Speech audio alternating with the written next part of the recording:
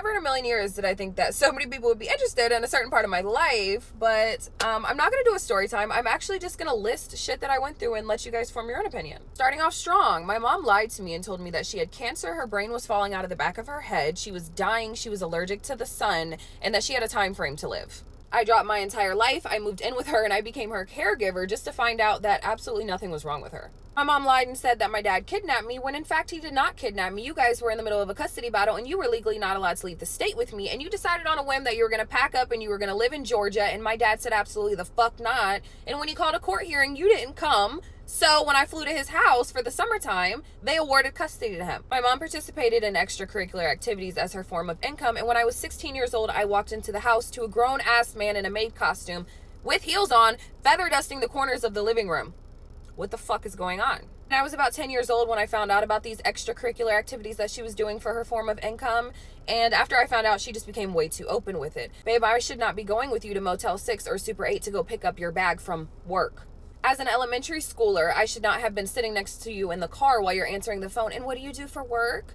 And how long would you like? 30 minutes, an hour, hour and a half? Like, I should have never been there for that. My mom was in love with the idea of love so much to the point where her customers were our stepdads. My mom is holier than thou. Nobody can tell her nothing. She's never been wrong. She's not apologizing for shit. She doesn't give a fuck how it affected anybody, what you went through, how painful it was for you. She doesn't give a fuck because she was not wrong and she did what she had to do. I had been raped multiple times by a family member, and I kept it to myself, and I actually did not tell anybody because I was so scared. And when I finally did come out and tell my mom, she told me I was fucking lying. Not to mention my living situation as a child was completely unstable. So at the time that was going on, I actually was living in that household and he was there. So I was just fucking tormented and traumatized for months. And then I finally come and tell you about it and you tell me that I'm fucking lying?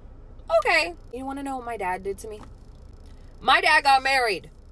That's what he did. My dad got married. That was the thing he did that hurt my fucking feelings. My dad got married. He had a different girl in his life. He got married, and the girl had 4 children. How dare you show up to me and my father's household? Just the household, 2 of us, and you're going to turn us into 6? We're shopping at Sam's Club now? Absolutely the fuck not. I'm sharing a room with a girl my age? Ugh, no. Actually, my dad has a box of everything, every court case, every receipt of everything that he's ever paid for, everything that he's ever gotten me. I'm talking about to the point where his house flooded.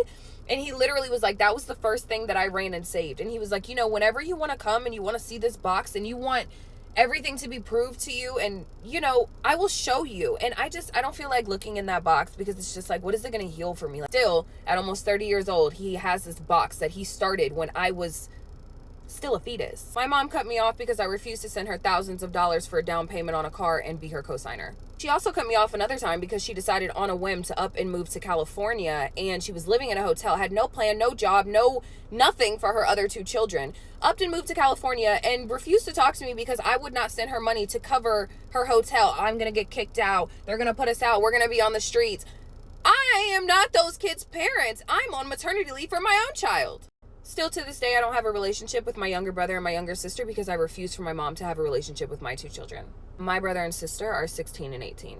Going back to my mom having her clients or customers or whatever be our stepdad, she also taught me the trade of finesse. She used to coach me and teach me on how to go downstairs and hustle money from her little sugar daddy / boyfriend / our stepdaddies. My mom would take us on vacations and she would get a hotel room next to us, and she'd be working out of the hotel room right next to the hotel room we were staying in, and then she would come back next door and she'd hand me money. I was 12 years old with a wad this thick of cash and my bra holding it for my mom who was next door servicing her clients. My mom would come home drunk and high out of her mind to the point where she could not even walk up the stairs. Not only did I see that, but my younger brother and sister witnessed that also. And the couple of times that I have been able to get a hold of my brother and sister and kind of have a conversation with them, a completely different mom than what I have, and not gonna lie, that kind of breaks my heart. One time my mom was gifted a BMW 7 Series by one of her clients, and his wife didn't know anything about it. So when his wife found out about it, she told him to stop making the payments, and while my mom was inside the mall, they came and repoed the BMW. A couple months later, I pulled up and I had a brand new 5 Series, and my mom went the fuck off. How dare I go get a BMW after her BMW just got repossessed? Like, how the fuck, why would I do that? And I went and got a BMW just because yours got repossessed.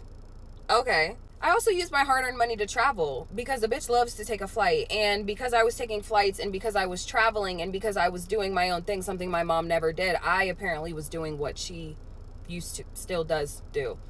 Excuse me? Babe, I could never. I came up with an entire business idea and I shared it with my mom because at the time I thought, we were on good terms and whatever else. When I went into the military, she opened my business idea, didn't give me any credits, didn't make me part owner, anything, opened my business idea. And then when I finally got my phone back in boot camp, proceeded to tell me about it like I was supposed to say congratulations. The universe don't like ugly because the business wasn't even successful. It only lasted 3 months. Not to mention I was in school getting a whole degree for the business that I was trying to open. Like, what? The lights would go out, there'd be no food in the fridge, and we'd have past due red stamps on our envelopes coming in the mail, but my mom had every bag that dropped. She had the newest shoes and she had every pair of sunglasses. She had new makeup. We were at MAC every weekend. If my mom was not on good terms with somebody in her family, we were not allowed to see them. So obviously before I had made up my mind that I was going to cut off everybody, if my mom was not talking to her mom, we weren't allowed to see our grandma. If my mom was having a fight with her sister, we were not allowed to see her sister, meaning we could not see our cousins either. Remember the dude that was feather dusting the corner of the living room in the maid outfit? Yeah, she wrote a book about him and all their experiences and everything he paid her to do with/to him, and got upset when I refused to promote this on my Instagram.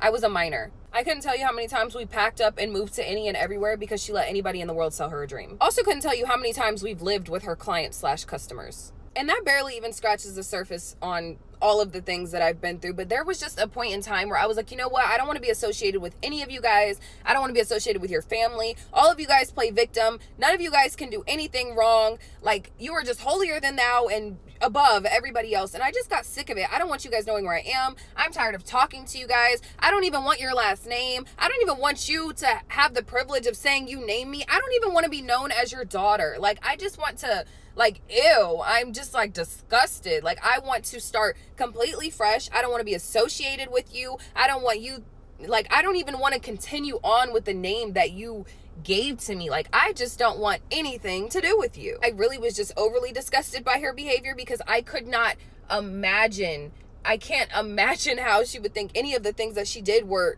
close to okay. Now, mind you, even when I left, I was still in contact off and on. I tried so many times. So please, nobody say like, people change and what, because she doesn't change. I've said we can go to therapy, we can try. Like, I have tried absolutely everything in my power for this dream family and to be close to my mom, because I would want nothing more than to have that mother-daughter relationship. But there's no fixing it, and it's way beyond repair. And it just got to the point where I was like, you know what? I just want to start over. And I guess I just took starting over